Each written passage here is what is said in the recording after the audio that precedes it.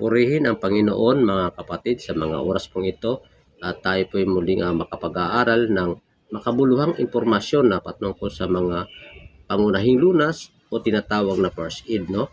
Sa karamdaman na gaya ng masakit na lalamunan, no?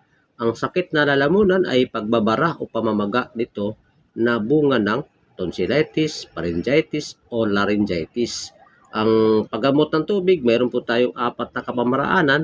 Yung una-una, magmumog ng mainit na tubig na may asin 3 ulit maghapon bago kumain ng agahan, tanghalian, bago matulog sa gabi. Yun po yung una-una, no? Hindi nyo pangalawa, maglagay ng nagpapainit na puminto sa pagtulog sa buong magdamag. Ulitin ito sa umaga kung ang pasyente ay mananatili sa tahanan. At yung pangatlo, lumanghap ng pasingaw, no?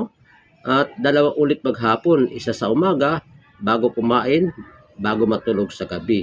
At yung pang-4, kung maaari, ipahinga ang busis hanggang ang pamamaga ay mapawi. Yun po yung kaparaanan sa paggamot sa pamagitan ng tubig o water therapy. At sa dako naman po tayo sa luya, o paggamot ng halaman, yung pangunahin dito po mga kapatid ay luya, no? Hugasan at balatan ang isang pirasong luya, ngatain ito ng dahan-dahan, lunukin ang katas o kaya ay mag-iwan ng maliit na piraso sa bibig at nguyain ito ng unti-unti. And then, sa sabila naman, yung pangalawa na halaman na pwede makakatulong sa karamdaman na masakit na lalamunan, maghugas ng dahon at putol-putulin ng tig-iisang pulgada ang laki ng sabila. Maglagay ng isang sa bibig sa buong maghapon at lunukin ang katas, palitan kung wala ng katas. At doon naman po tayo sa bawang. Ang bawang ay maghugas ng isang piraso at balatan, ilagay sa bibig at panatilihin ilang sandali, nguyain ito ng dahan-dahan at lunukin ang katas.